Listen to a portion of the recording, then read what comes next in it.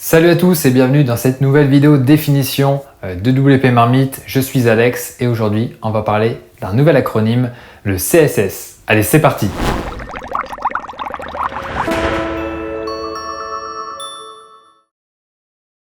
Alors pour commencer, je vais vous expliquer ce que ça veut dire ce fameux CSS, à quoi correspondent toutes ces lettres, enfin ces trois lettres. Donc ça veut dire Cascading Style Sheets. Alors je suis sûr que vous n'êtes pas plus avancé que ça, donc ça, à la limite ça valait pas grand chose de vous détailler cet acronyme, mais en fait le CSS c'est un langage web qui permet de entre guillemets de styler, d'apporter un design particulier à une page web. Donc ce langage s'utilise conjointement avec le HTML et donc on peut, grâce à lui, on peut agencer une page d'une façon ou d'une autre, mettre quelque chose en haut, mettre quelque chose à gauche, à droite, en bas, peut-être en superposition si on veut. On peut vraiment faire beaucoup de choses. Donc il y a tout ce qui est gestion du positionnement des éléments sur un site qui est géré grâce au CSS, mais on peut aussi gérer tout ce qui est police d'écriture, couleur d'écriture, couleur d'arrière-plan, peut-être bordure.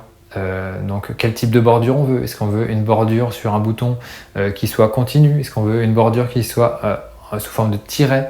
Est-ce qu'on veut que la bordure ait des bords, des coins arrondis?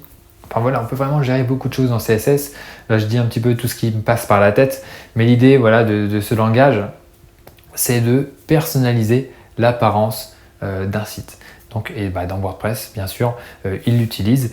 Et voilà, en tout cas, c'est plus votre thème, plus exactement, qu'il l'utilise. Vous verrez, si jamais vous êtes curieux et que vous avez envie de jeter un œil au fichier qui compose un thème, alors si vous l'avez sur votre bureau, vous avez un fichier zip, sur le bureau de votre ordi, vous avez le fichier zip, vous le décompressez et vous verrez ce qu'il y a à l'intérieur.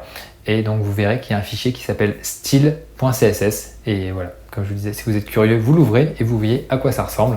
Alors ça pourra sûrement correspondre un petit peu à du charabia pour vous, mais en tout cas, voilà, c'est ça, c'est tout ce langage-là qui permet de donner l'apparence de votre site.